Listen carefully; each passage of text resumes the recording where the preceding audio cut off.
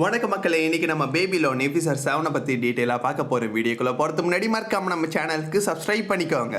எபிசோடோட ஸ்டார்டிங்கில் இட்ஸுக்கி அவரோட பையன்கிட்ட சாரி கேட்குறாரு. என்னோட எண்ணத்தை நீ சரியாக புரிஞ்சிக்க மாட்டேன்னு நினச்சி நான் உன்னை ஒரு சின்ன பையன் மாதிரி ட்ரீட் பண்ணிட்டேன். ஆனாலும் என்னோட முடிவை நான் மாற்றிக்க போகிறதில்ல. உன்னோட இதயம் ரொம்பவே வீக்காக இருக்குது. உன்னால் ரொம்ப நாளைக்கு உயிரோடு இருக்க முடியாது. பட் உன்னை காப்பாற்ற ஒரு வழி இருக்குது. என்னோட இதயத்தை உன்கிட்ட கொடுத்தனா நீ உயிர் வாழ முடியும். எல்லாமே என்னோட தப்பு தான். என்னை காப்பாற்றுறதுக்காக உங்களோட உயிரை நீங்கள் விட போகிறீங்களான்னு கேட்க, இதில் உன்னோட தப்பு எதுவுமே இல்லைப்பா. சொல்லப்போனால் இதுக்கு காரணம் நீயே கிடையாது. என்னோட இதயம் உனக்கு கிடைச்சா நீ உயிரோட இருப்ப. பட் சட்டத்தில் அதுக்கு அனுமதி இல்லை. இப்போ நம்ம 2 பேரும் லைவாக பேசிகிட்டு இருக்கோம். உலகம் ஃபுல்லாக இருக்கிற மக்கள் இந்த விஷயத்த பார்க்குறாங்க. இதுக்கப்புறம் எல்லாருமே உனக்கு சப்போர்ட் பண்ணுவாங்க. உனக்கு தேவையான காசு எல்லாத்தையுமே உனக்கு அனுப்பி அவங்க உதவி பண்ணுவாங்க. இருந்தாலும் நீ உயிரோட இருக்க, அது மட்டும் பத்தாது. என்னோட இதயம் உனக்கு வேணும், அதை நான் தரதான் போகிறேன். நான் பண்ணுறது ஜஸ்ட் ஒரு ஆரம்பம் தான். இந்த லாவை கொண்டு வந்ததுக்கப்புறம் மற்றவங்களோட உயிரை காப்பாற்றுறதுக்கு கூட இதை பயன்படுத்த முடியும். நான் இப்போ ஒரு எக்ஸாம்பிளாக இருக்க போகிறேன். மரணத்தை பார்த்து நம்ம பயந்து ஓடாமல் அதை நம்ம புரிஞ்சிக்க ட்ரை பண்ணணும். இப்போ எக்ஸாம்பிள், ஒருத்தவங்க கூட நீ ஃப்ரெண்டாக இருக்கும்னு நினச்சேன்னா அவங்கள பற்றி நீ தப்பான விஷயங்கள்லாம் சொல்ல மாட்டால. அதே மாதிரி தான் நானும் மரணத்துக்கு கூட ஃப்ரெண்டாக இருக்கணும்னு நினைக்கிறேன். அந்த விஷயத்தை ப்ரூவ் பண்ணுறதுக்காக நான் என்னோட உயிரை விட போகிறேன். அதுக்கப்புறம் என்னோட இதயத்தை எடுத்துக்கிறதோ எடுக்காமல் இருக்கிறதோ உன்னோட விருப்பம். பட் அதை நீ யூஸ் பண்ணாமல் இருந்தால் அது வேஸ்ட்டாக தான் போகும். ஸோ அதை நீ கண்டிப்பாக எடுத்துக்கோ. இதை பார்த்ததும் மக்கள் ரொம்பவே எமோஷன் ஆகிட்டாங்க. இப்போ நிறைய பேர் இந்த ஆஃபீஸுக்கு மெயில் அனுப்புகிறாங்க. எங்களோட இதயத்தை தர நாங்கள் ரெடியாக இருக்கிறோம், நீங்களும் உங்களோட பையனும் சேர்ந்து சந்தோஷமாக இருக்கலான்னு. நீங்கள் சொல்கிற விஷயத்த கேட்க போது எனக்கு சந்தோஷமாக இருக்குது. பட் அப்படிப்பட்ட ஒரு உலகத்தை நான் உருவாக்கணும்னு நினைக்கல. என்னோட இதயத்தை என்னோட பையனுக்கு நான் கொடுக்க போகிறேன். அதுதான் நான் உருவாக்க போகிற புது உலகத்தோட அஸ்திவாரமாக இருக்க போகுது. நீங்கள் உயிரோடு இருக்கிறதுக்கான டிசிஷன் முழுக்க உங்களோட கையில் மட்டுமே இருக்க போகுது. இந்த ஷோவை பார்த்ததுக்கப்புறம் இட்ஸுக்கி சப்போர்ட் பண்ணுறவங்களோட எண்ணிக்கை கொஞ்சமாக இன்க்ரீஸ் ஆகிட்டு இருக்கு. ஆனாலும் நம்ம ஹீரோ பிளான் பண்ணபடியே அவனுக்கு அடுத்தலான இப்போ முடிவு எடுத்துட்டாரு. ஷோ ஒரு பக்கம் போய்கிட்டே இருக்க போது அவரோட டீம் கிட்ட ஃபஸ்ட்டு பையனையும் ஒய்ஃபை மட்டும் அவங்க தனியாக கூட்டிகிட்டு போக சொல்கிறாரு. ஸோ சில மெம்பர்ஸ் அவங்கள தனியாக கூட்டிகிட்டு போக, இன்னொரு பக்கம் ஷோ முடிஞ்சதும் நம்ம இட்ஸுக்கி இப்போ வெளியில் கொண்டு வந்துக்கிட்டு இருக்காங்க. இட்ஸுக்கியோட பாதுகாப்புக்காக ஒரு டீமை அசைன் பண்ணியிருக்காங்க. எல்லாருமே நம்ம ஹீரோ டீமில் இருக்கிற போலீஸ் ஆஃபீஸர்ஸ் தான். ஒரு செக் பாயிண்ட்டையும் தாண்டினதுக்கப்புறமா நம்ம ஹீரோக்கு ரிப்போர்ட் பண்ணிகிட்டு இருக்காங்க. இப்போ டக்குன்னு ஸ்டுடியோக்குள்ளேருந்து ஒரு சத்தம் கேட்குது. அது என்னென்னு செக் பண்ணுறதுக்காக ஒரு டீம் போயிருக்காங்க. இன்னொரு பக்கம் இட்ஸுக்கி 5வது செக் பாயிண்ட்டை தாண்டி போயிட்டான். இப்போ ஸ்டுடியோக்குள்ளே கேட்ட சத்தம் என்னென்னு செக் பண்ணுறதுக்காக ஃபஸ்ட்டு டீம் போயிருக்காங்க. நம்ம ஹீரோ ஃபஸ்ட்டு டீமை ரிப்போர்ட் பண்ண சொல்ல அவங்ககிட்டேருந்து எந்த விதமான ரெஸ்பான்ஸுமே இல்லை. அடுத்து 2வது 3வது 4வது 5வது டீம் கிட்ட பேச பார்க்குறாரு. யாருமே ரெஸ்பாண்ட் பண்ண மாட்டாங்க. இப்போ 6வது டீம் கிட்ட பேசுகிறாரு. இட்ஸுக்கி அந்த இடத்துக்கு வந்துட்டாரான்னு கேட்க இன்னும் வரலன்னு சொல்கிறாங்க. 6வது டீமுக்கு நம்ம பேசுகிறது கேட்குது. மற்றவங்களுக்கு நம்ம பேசுகிற விஷயம் கேட்கலனா கண்டிப்பாக ஏதோ ஒரு பிரச்சனை நடந்திருக்குன்னு அதை செக் பண்ணுறதுக்காக இப்போ இசா போகிறாங்க. ஆல்சோ இட்ஸுக்கியோட பையன் ஒய்ஃப் 2 பேருமே வெளில கொண்டு வரதுக்கு ஒரு டீமை இவர் அலோகேட் பண்ணார். அந்த டீம் கிட்டேருந்து எந்த விதமான ரெஸ்பான்ஸும் இல்லை. அதை செக் பண்ணுறதுக்காக தான் இப்போ இசா போயிருக்காங்க. இட்ஸுக்கிக்கு பாதுகாப்பாக இருக்கிற டீமை போகிற வழியில் நம்ம ஈஸா மீட் பண்ணுறாங்க. இப்போ மற்ற டீமுக்கெல்லாம் என்ன ஆச்சுன்னா அவங்க அடுத்து செக் பண்ணுறதுக்காக போகிறாங்க. நம்ம ஹீரோ பார்க்கிங் ஏரியாவில் இருக்கிற ஒரு வேனில் உட்காந்துருக்காரு. இப்போ வெளில ஒரு சத்தம் கேட்குது. என்னென்னு வந்து செக் பண்ணி பார்த்தா ஷினோபோட காலில் குண்டடிப்பட்டிருக்கு. இப்போ மெடிக்கல் டீம் அவர் காண்டாக்ட் பண்ண போது ஷினோபு வேணான்னு தடுக்கிறாரு. என்னோட காலில் நான் தான் சுட்டேன். சொல்லப்போனால் நான் கரெக்டான முடிவை தான் எடுத்தேன். இல்லைனா இந்நேரத்துக்கு என்னோட உயிரே போயிருக்கும். இட்ஸுக்கியோட பையன் ஒய்ஃப் 2 பேருமே வெளில கொண்டு வரதுக்கான பொறுப்பை இவர் ஷினோபு கிட்ட தான் ஒப்படைச்சிருக்காரு. அப்போ தான் அவருக்கு விஷயமே புரியுது. இட்ஸுக்கியோட ஒய்ஃப் வேறு யாரும் இல்லை, வந்தது மகாசே தானு. மகாசே ஜஸ்ட்டு வந்து என்னோட காதில் பேசுகிறேன். அதுக்கப்புறம் இந்த உணர்ச்சியை என்னால் கண்ட்ரோலே பண்ண முடியல. என்கிட்ட இருக்கிற ரேடியோவை எடுத்துகிட்டு போயிட்டு அதனால தான் உங்ககிட்ட பேசுகிறதுக்காக நானே இங்கே வந்திருக்கேன். நம்ம பெரிய தப்பு பண்ணிட்டோம். நம்ம பக்கத்தில் போயிருக்கவே கூடாது. நம்மளால் அவளை தொடக்கூட முடியாது. இந்த இடத்த விட்டு ஓடி போயிடு. திரும்பி கூட பார்க்காத. எல்லாத்தையுமே டோட்டலாக மறந்துடு.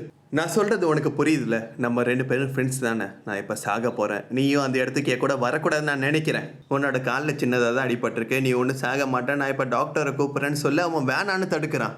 இதோ பாரு, நீ ஒரு ஆம்பளையாக இருக்கனால நான் சொல்கிற விஷயம் உனக்கு புரியும். நம்ம எல்லாருக்குமே நடக்கிற விஷயந்தான். அப்படி எனக்கு ஃபீல் ஆகுது. ஆமாம், செக்ஸ் பண்ணுற மாதிரி இருக்குது. அதை பண்ண போது வெளியில் விடணும்னு தோணும். ஆனால் அந்த ஃபீலிங் ரொம்பவே நல்லாயிருக்கும். அதனால அதை கஷ்டப்பட்டு கண்ட்ரோல் பண்ணிக்கிட்டு நம்ம தொடர்ந்து பண்ணிக்கிட்டே இருப்போம். அதே மாதிரி தான் எனக்கும் தோணுது. வெளியில் விடக்கூடாதுன்னு தோணும். அதே நேரத்தில் வெளியில் விடணும்னு இருக்கும். ரொம்ப சந்தோஷமாக இருக்குது. என்னோடய கண்ணு முன்னாடி ஒரு கோடு தெரியுது. அந்த கோடை தாண்டி போனால் எல்லாம் முடிஞ்சு போயிடும். அவ்வளோதான். என்னால் முடியலன்னு நம்ம ஹீரோவை தள்ளி விட்டுட்டு அவரோட கண்ணை எடுத்து தலையில் வச்சு சுட்டுக்கிட்டு கண்ணு முன்னாடியே இறந்து போயிட்டாரு. கண்ணு முன்னாடி நண்பன் இறந்து போனதை நம்ம ஹீரோவால் ஏற்றுக்கவே முடியல. இப்போ மற்ற எல்லாருமே அவர் காண்டாக்ட் பண்ண ட்ரை பண்ணுறாரு. பட் யார்கிட்டேருந்து எந்த விதமான ரெஸ்பான்ஸுமே இல்லை. இப்போதான் அவருக்கு விஷயமே புரியுது, எப்படி மகாசே பில்டிங் மாடியிலேருந்து எல்லாருமே குதிக்க வச்சான்னு. அவள் சும்மா ரோட்டில் நடந்து போயிட்டே இருக்க போது அவங்களோட காரில் ஏதோ ஒரு விஷயங்களை சொல்லியிருக்கா. அந்த வழியாக நடந்து போனவங்க எல்லாருமே உடனடியாக அந்த பில்டிங்கு போயிருக்காங்க. இந்த விஷயத்தெல்லாம் வெளியில் சொன்னால் யாருமே நம்ப கூட மாட்டாங்க. நெக்ஸ்ட் ஈசா நம்ம ஹீரோவை காண்டாக்ட் பண்ணுறாங்க. அவங்களோட கண்ணு முன்னாடி தான் மகாசே அண்ட் இட்சுகி இருக்கிறாங்க. ஆல்சோ மற்ற போலீஸ் ஆஃபீஸர்ஸும் அங்கே தான் இருக்கிறாங்க. எல்லாருமே மகாசே கூட ரொம்பவே நார்மலாக பேசிகிட்டு இருக்காங்க. அதுக்குள்ளே அவங்க எல்லாருமே அவள் வசிப்படுத்திட்டா. உடனடியாக அந்த இடத்த விட்டு ஓடி போயிட்டு நம்ம ஹீரோ வார்னிங் கொடுக்க, அதுக்குள்ளே மகாசே நம்ம இசாவை பார்த்துட்டா. ஒரு போலீஸ் ஆஃபீஸராக நான் இந்த இடத்த விட்டு போகக்கூடாது, எப்படியாவது நம்ம டீமை சேர்ந்தவங்ககிட்ட பேசி அவங்களோட மனசை மாற்றியாவது நான் இவ்வளோ அரெஸ்ட் பண்ண பார்ப்பேன். நெக்ஸ்ட் அங்கே இருக்கிற ஆடிட்டோரியமுக்கு நம்ம ஹீரோ வந்து பார்க்குறாரு. இவர் டீமை சேர்ந்த எல்லாருமே இறந்து போயிட்டாங்க. சொல்ல போனால் மகாசை வசியப்படுத்தி இவங்க எல்லாருமே சூசைட் பண்ண வச்சுக்கிட்டா. ஈசாவை மட்டும் அந்த இடத்துல காணோம். பில்டிங் வெளியில் வந்து பார்த்தா அவளோட ஒரு செருப்பு கிடக்குது. மகாசை அவளை கிட்னாப் பண்ணி அந்த இடத்த விட்டு கொண்டு போயிருக்கா. அதுக்கப்புறம் போலீஸ் டீமை சேர்ந்தவங்க அந்த இடத்துக்கு வராங்க. டாக்டர் எல்லாருமே போஸ்ட்மார்ட்டம் பண்ணதுக்கப்புறம் அவங்க சூசைட் பண்ணிக்கிட்டாங்கன்னு விஷயத்தை கன்ஃபார்ம் பண்ணியிருக்காங்க. அது மட்டும் இல்லாமல் சாகிறதுக்கு முன்னாடி எல்லாருமே டைரியில் நாங்கள் தற்கொலை பண்ண போகிறோன்னு எழுதி வச்சுருக்காங்க. மகாசே தான் இவங்க எல்லாருமே கண்ட்ரோல் பண்ணி சாகடிச்சிருக்காருன்னு நம்ம ஹீரோ சொல்ல, அந்த விஷயத்தை யாருமே நம்ப மாட்டுறாங்க. உங்களோட ஃப்ரெண்டு ஷினோபு உங்களோட கண்ணு முன்னாடியே துப்பாக்கி எடுத்து அவரோட தலையில் சுட்டிக்கிட்டதா நீங்கள் தான் சொல்கிறீங்க. அப்புறம் எப்படி மகாசேன்னு ஒரு பொண்ணு அவங்கள கொலை பண்ணியிருக்க முடியும்? நம்ம ஹீரோ அவரோட ஆஃபீஸ்க்கே திரும்பி வந்துட்டாரு. அவர் சொல்கிற விஷயத்த யாரும் கேட்கக்கூட மாட்டுறாங்க. ஆல்சோ மகாசே மற்ற எல்லாருமே போட்டு தள்ளிட்டா. ஈசாவை மட்டும் அவள் கடத்தி கண்டு போயிருக்கா. ஸோ கண்டிப்பாக அவள் உயிரோடு தான் இருக்கணும். இல்லைனா அவளோட சக்தியை யூஸ் பண்ணி இந்நேரம் ஈசாவை அவள் அங்கேயே போட்டு தள்ளி இருக்கலாம். இப்போ நம்ம ஹீரோக்கு ஒரு வெப்சைட்டோட லிங்க் வருது. அந்த லிங்க் அவர் ஓப்பன் பண்ணதுக்கப்புறமா மகாசே லைவாக ஒரு வீடியோ ரெக்கார்டிங்கில் நம்ம ஹீரோ கூட பேசிக்கிட்டு இருக்கா. நான் சொன்ன ஹீரோ கதை உங்களுக்கு ஞாபகம் இருக்குல்ல? இந்த உலகத்தில் இருக்க யாருமே அவனுக்கு சப்போர்ட் பண்ணாமல் இருந்தால் கூட அந்த மக்களையும் அவன் சேர்த்து காப்பாற்ற தான் பார்ப்பான். கடத்திட்டு போன இசாவோட கண்ணை கட்டி ஒரு டேபிளில் அவங்கள லாக் பண்ணி தப்பிக்க விடாத மாதிரி கட்டி வச்சிருக்கா. அந்த ஹீரோ கதையில் ஒரு நல்ல விஷயத்த நம்மளால் பண்ண முடியும். மக்களுக்கு நம்ம என்ன பண்ண போகிறோமோ எடுத்து சொல்லி எல்லாரும் ஒன்றா சேர்ந்து நம்மளுக்கு சப்போர்ட் பண்ணி உதவி பண்ணால் அது ரொம்பவே சந்தோஷமாகவும் நல்லாவும் இருக்கும். எல்லாரும் ஒன்றா சேர்ந்து ஒரே விஷயத்துக்காக போராடி இந்த உலகத்தை காப்பாற்றினா அதுதான் இயற்கையிலே ரொம்ப சந்தோஷமான விஷயம். நீங்கள் ஒரு விஷயத்தை புரிஞ்சுக்கணும். நீங்களும் நானும் வேறு கிடையாது. நம்ம 2 பேருமே ஒன்று தான். நான் இப்போ பண்ண போகிறது ரொம்பவே மோசமான விஷயம். கண்டிப்பாக அந்த விஷயத்த நான் பண்ணக்கூடாதுன்னு தான் நீங்கள் சொல்லுவீங்க. மகாசே அவகிட்ட இருக்கிற ஒரு மார்க்கரை யூஸ் பண்ணி இசாவோட கை கால் தலை எல்லாத்தையுமே மார்க் பண்ணிக்கிட்டு இருக்கா. அவள் என்ன பண்ண போகிறான்னு நம்ம ஹீரோக்கு இப்போ புரியுது. இன்வெஸ்டிகேட் பண்ண போலீஸ் ஆஃபீஸர் ஒருத்தவர் இறந்து போயிட்டாரு. அவரோட டெட் பாடியில் ஒரு பில் இருந்த விஷயத்த நம்ம ஹீரோ நோட் பண்ணார். காசை யூஸ் பண்ணி கோடாலி வாங்கிக்கிறாங்க. எதுக்காக அவர் அப்போ கோடாலி வாங்கினார்னு நம்ம ஹீரோக்கு புரியல. இப்போ புரியுது, அதை வாங்கினது மகாசே தானு.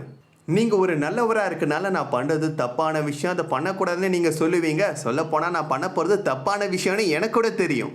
நான் பண்ண போகிறது தப்புன்னு உங்களுக்கும் தெரியுது, எனக்கும் தெரியுது. பார்த்தீங்களா, நம்ம 2 பேரும் ஒரே விஷயத்தை பற்றி தான் யோசிக்கிறோம். தப்புன்னு தெரிஞ்சு இந்த விஷயத்த நான் பண்ணுறேன்னா உங்களுக்கும் எனக்கும் இருக்கிற ஒரே வித்தியாசம் என்ன தெரியுமா? நீங்கள் நல்லவர், ஆனால் நான் ரொம்ப கெட்டவன்னு சொல்லிட்டு கோடாலை யூஸ் பண்ணி ஈசாவோட ஒரு கையை எடுத்துட்டா. இன்னொரு பக்கம் இருக்க நம்ம ஹீரோவால் அதை பார்த்து தடுக்க முடியாமல் கத்தி கதறாரு. ப்ளீஸ் அவளை விட்டுருன்னு கத்தி கதறாரு. பட் அதெல்லாம் மகாசே சுத்தமாக கேட்கவே இல்லை. உங்களுக்கு எனக்கு இருக்க வித்தியாசத்தை பற்றி நான் சொல்லிட்டேன். பட் அந்த வித்தியாசம் நம்ம 2 பேருமே வெறுக்கணும்னு எந்த விதமான அவசியத்தையும் ஏற்படுத்தாது. சில மனுஷங்களுக்கு நாயை பிடிக்கும், சில மனுஷங்களுக்கு பூனையை பிடிக்கும். அதனால் அவங்க 2 பேரும் அவங்கள வெறுக்கணும்னு எந்த விதமான அவசியமும் இல்லை. பார்த்தீங்களா? அதே மாதிரி தான் நம்மளோட கேஸும். நம்ம 2 பேருக்குள்ளே இருக்கிற வேறுபாடை தாண்டி கூட நம்மளால் ஒன்றா இருக்க முடியும். உங்களுக்கு நல்ல விஷயங்கள் பிடிக்கும், எனக்கு கெட்ட விஷயங்கள் பிடிக்கும், அவ்வளோதான் டிஃப்ரென்ஸ். மற்றபடி நம்ம 2 பேருமே ஒன்று தான். அதை பற்றி நீங்கள் நல்லா யோசிச்சு பாருங்கன்னு சொல்லிட்டு இசாவோட இன்னொரு கால் எடுத்துட்டா. நான் இப்படி பண்ணுறதுக்கு என்ன காரணம் இருக்கோ நீங்கள் அதை புரிஞ்சிக்க ட்ரை பண்ணுங்கள்.